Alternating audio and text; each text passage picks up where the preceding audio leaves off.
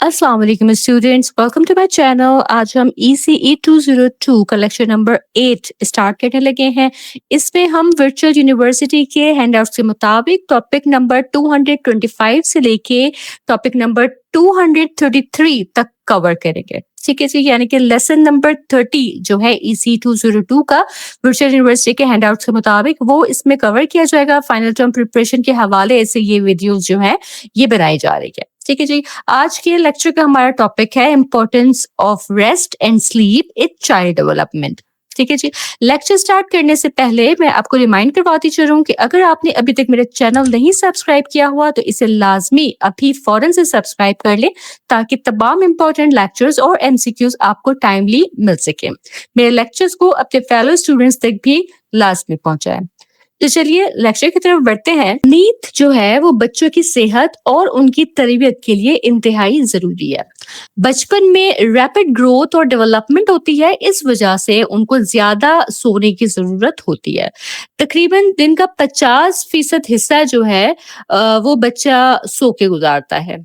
सोने की वजह से उनकी मेमोरी, बिहेवियर और सोशल स्किल्स जो हैं वो बेहतर होती हैं। अगर बच्चा स्लीप डिप्राइव्ड हो यानी कि उसे पूरी नींद ना मिले तो उसकी लर्निंग और फिजिकल हेल्थ दोनों नुकसान उठा सकती हैं।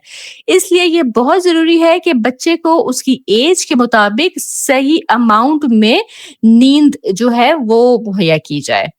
रिकमेंडेशंस पे बात करते हैं कि रेस्ट एंड स्लीप की जो रिकमेंडेशन है ना, चाइल्ड डेवलपमेंट में एज के हिसाब से, उम्र के हिसाब से जो रिकमेंडेशंस है हम उन पे बात करते हैं। तो सबसे पहले हम देखते हैं न्यू बॉर्न को, यानी कि पैदाइश से जो 3 माह तक का बच्चा हो।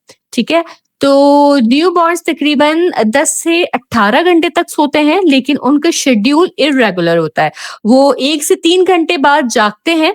इस एज में ज्यादा जो सोना है ना वो रैम स्टेज यानी कि रैपिड आई मूवमेंट इस स्टेज में होती है बच्चों की, जो ब्रेन डेवलपमेंट के लिए बहुत जरूरी है। रैम स्टेज में बच्चा अपनी माँ का चेहरा पहचानता है और पहली सोशल बॉन्डिंग करता है।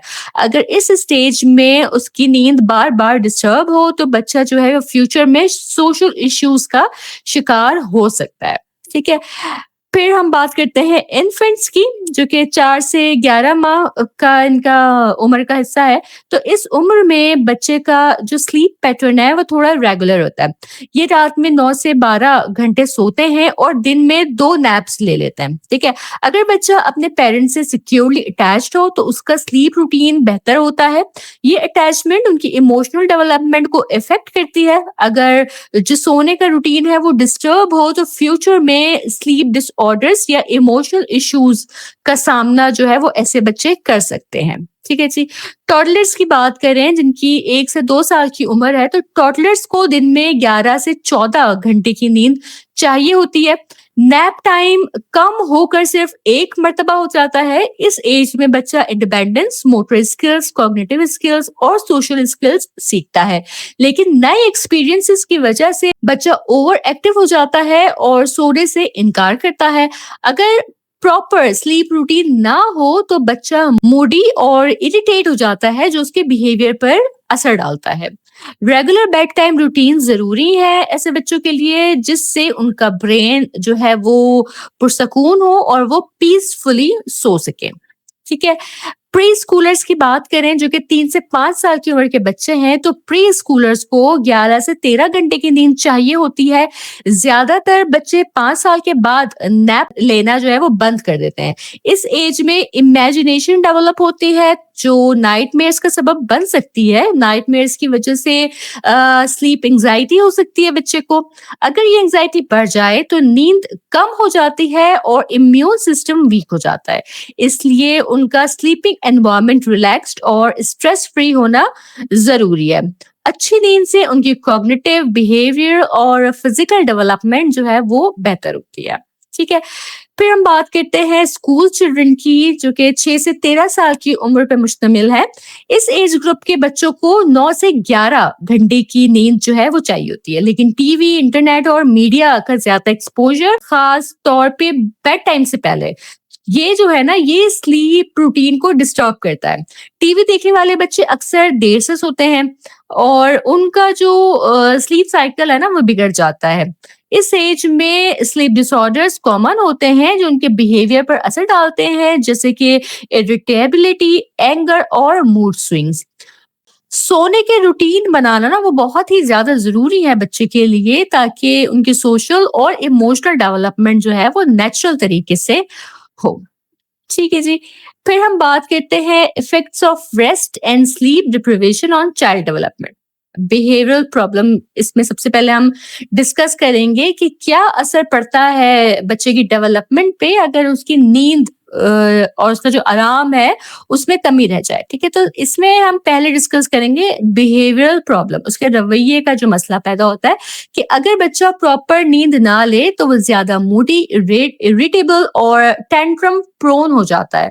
ठीक है, स्लीप डिप्राइव्ड बच्चे में एंजाइटी, डिप्रेशन या इवन एडीएचडी के चांसेस भी बढ़ जाते हैं। एडीएचडी आप जानते होंगे ना, attention deficit hyper activity disorder. Childhood जो है ना, बच्चे का बचपन जो है ये उसकी पर्सनैलिटी का बेस है। ठीक है, अगर ये बेस वीक हो तो फ्यूचर में बच्चा सोशल प्रॉब्लम्स का शिकार हो सकता है। ठीक है, डेवलपमेंटल प्रॉब्लम्स की अगर बात करें तो नींद की कमी जो है वो बच्चे की लर्निंग और मेमोरी पर असर डालती है। लर्निंग के लिए ब्रेन को प्रॉपर रेस्ट चाहिए होता है। अगर बच्चा अच्छी नींद ना ले तो उसका स्कूल परफॉर्मेंस कमजोर हो सकता है, ग्रेड्स गिर सकते हैं और वो कंसंट्रेशन लूज कर सकता है। इसलिए इफेक्टिव लर्निंग के लिए क्वालिटी स्लीप जो है वो जरूरी है। हेल्थ प्रॉब्लम्स की अगर मैं बात करूं तो नींद की कमी की वजह से बच्चे की हेल्थ पे भी नेगेटिव असरात मुरतब होते हैं। सोना जो है ना वो बॉडी को रिचार्ज करता है। ठीक है, नींद जो है वो बॉडी को रिचार्ज करती है। नींद की कमी से इम्यून सिस्टम वीक होता है जो इन्फेक्शंस का रिस्क बढ़ा देता है। स्टडीज के मुताबिक नींद की कमी से डायबिटीज का रिस्क बढ़ता है, क्योंकि ग्लूकोज प्रोसेस करने का तरीका चेंज हो जाता है। डायबिटीज से रिलेटेड बीमारियां जैसे कि किडनी फेलियर, हार्ट डिजीज और विजन प्रॉब्लम भी बच्चे को हो सकते हैं। अच्छी नींद ना सिर्फ लर्निंग और बिहेवियर के लिए जरूरी है बल्कि हेल्थ के लिए भी बुनियादी जरूरत है। ठीक है जी। तो अगर आज के इस लेक्चर को भी मैं आपके लिए समराइज कर दूं तो हमने पढ़ा कि बच्चों की नशोनुमा में आराम और नींद की क्या अहमियत है। ठीक है, इसका खुलासा ये है कि नींद और आराम बच्चे की सेहतमंद नशोनुमा के लिए निहायत जरूरी है। बचपन में बच्चे बहुत तेजी से जिस्मानी, जहनी और जज्बाती तरक्की करते हैं, इसलिए हर उम्र के मरहले में उनके लिए मुनासिब नींद लेना लाजमी होता है। ठीक है, जो न्यू बॉर्न्स बच्चे हैं उनसे लेकर जो स्कूल गोइंग बच्चे हैं वहां तक हर सतह पर नींद की मिकदार और मेयार उनकी इमोशनल, कॉग्निटिव, सोशल और फिजिकल डेवलपमेंट पे गहरा असर डालते हैं।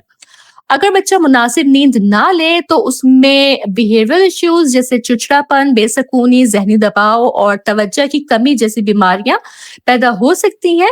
इसी तरह नींद की कमी बच्चों की सेहत पर भी जो है नेगेटिवली इफेक्ट करती है, जिससे कुव्वत मुदाफ़त का कमजोर होना यानी कि इम्यून सिस्टम का कमजोर होना, डायबिटीज का खतरा और वजन में कमी या ज्यादती। ठीक है, इसलिए बच्चों के लिए एक बाकायदा पुरसकून और स्क्रीन से पाक नींद का माहौल फ्राहम करना ना निहायत जरूरी है, ताकि वो खुशी, सेहत और भरपूर तरक्की के साथ आगे बढ़ सकें। ठीक है जी, तो इसके साथ ही हमारा ये आज का लेक्चर भी मुकम्मल होता है। मुझे पूरी उम्मीद है कि ये लेक्चर जो है आपको समझ आया होगा। बहुत आसान अंदाज में मैंने ये आप तक डिलीवर करने की कोशिश की है। आप मुझे अपनी राय से आगाह कर सकते हैं कमेंट सेक्शन में। चैनल अगर मेरा आपने अभी तक सब्सक्राइब नहीं किया तो इसे लाजमी सब्सक्राइब कर लीजिएगा और इसे अपने फेलो स्टूडेंट के साथ भी जरूर शेयर कीजिएगा। मैं अपने नेक्स्ट वीडियो के साथ इंशाल्लाह ताला जल्द हाजिर होंगी। तब तक आप सब अपना बहुत ख्याल रखिएगा। अल्लाह हाफिज।